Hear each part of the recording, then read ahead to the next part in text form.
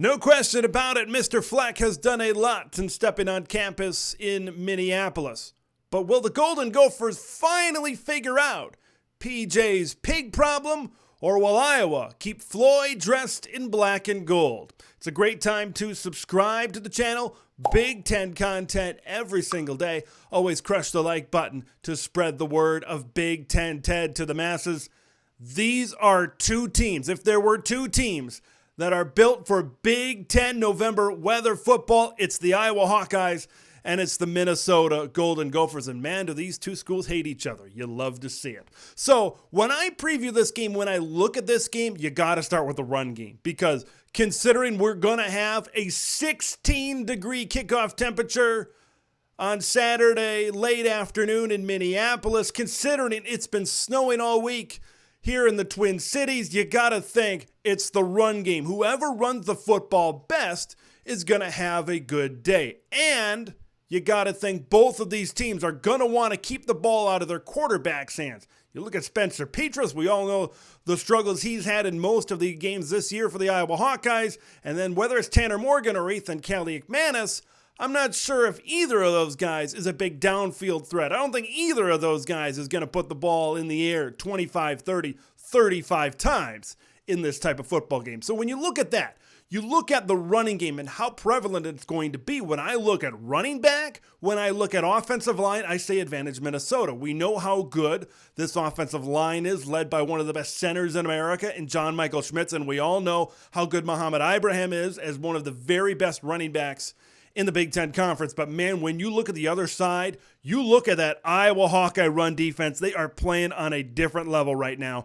They just allowed only 51 yards to Wisconsin. I kind of look at a similar game plan, right? Wisconsin, you don't want to put the ball in Graham Mertz's hands. You want to run the football. Who's going to run the ball better in that game? Iowa, just barely ran the football better in that football game. This Hawkeye run defense is just plain great right now. And that's the big challenge for Minnesota. Can you continue to move the football? Can you punch this Iowa Hawkeye defense in the mouth and keep on doing it? Can you move to the second level? Can you get a hat on a hat when you get to Benson, when you get to Campbell at the second level? I think that's going to be the big question. I think when you compare offensive and defensive line, I think Minnesota can get a decent push. But the big thing for the Golden Gopher offensive line and this run blocking scheme for Minnesota, getting to the second level and at least try to chip, at least try to knock guys like Seth Benson, guys like Jack Campbell off their routes, because man, when Benson and Campbell are on, they are a big part of that rush defense. They can lock down a rush defense. Wisconsin game last week. If I'm a Golden Gopher fan, I'm looking at that game and saying, look, I think our offensive line, I think our running backs are better than what's at Wisconsin, but what Iowa did, taking away that part of the game, has at the very least got to be a little bit concerning, I think, for Golden Gopher fans out there. Speaking of Minnesota, you got to look at the Wisconsin game on how to stop Iowa. Attack the offensive tackles. Look at what Nick Herbig did coming off of these tackles, exposing the weakness on that Iowa offensive line. Now, Minnesota, 12th in the Big Ten in sacks this season. They've only sacked the quarterback 16 times thus far. So their pass rush isn't great, but you got to look at what Wisconsin did. I know Herbig is the leader of the Big Ten in sacks. I know he's a different level of talent out there. He's an NFL type of guy. But if I'm Minnesota, I'm watching that film. We've got to attack the offensive tackles and try to get in there and try to disrupt Spencer Petras. And of course, you got to try to stop the run, right? Caleb Johnson, I think, is your number one target to try to rein this offense in, because I kind of saw it last week.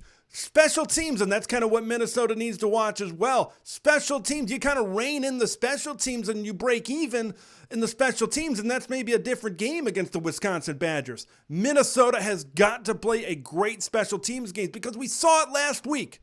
We saw it when you get block kicks, when you get good returns by Cooper DeJean. Iowa just puts themselves in a great situation to win.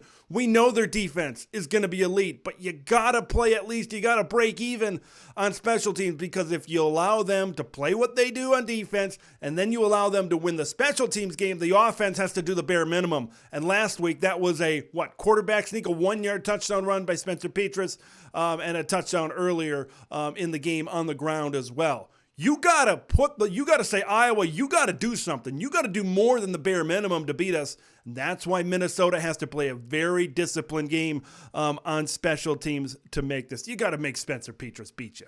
Spencer Petras hasn't really proved that he can beat anybody this season. Yeah, he made a couple of good throws in that Purdue game, but you put the ball, you rein in this Iowa running game, you make Spencer Petras beat you. Oh boy, it's going to be, that's what you have to do as a Minnesota defense. Really, both of these defenses have a very similar game plan. Stop the run, make the quarterbacks beat you. Okay, both quarterbacks, whether it's Kaliak-Manis or whether it's Morgan, right, and then of course Petras for Iowa, both quarterbacks haven't been able to really move the ball at a ton through the air. I think this is a great physical, defensive, cold weather, November Big Ten matchup. I am so psyched for this game in Minneapolis. I want to know what you guys think of this one. Hawkeyes, Gophers for the pig, PJ Fleck. This is kind of the one thing he has not accomplished. One of the very few things that he has not accomplished as head coach at Minnesota. Will he do it? Leave your thoughts, score predictions in the comments below. Make sure you subscribe to the channel. If you haven't already, there's a pig on the line. Who's taking it home? It's going to be a good one. We'll see you in the next one.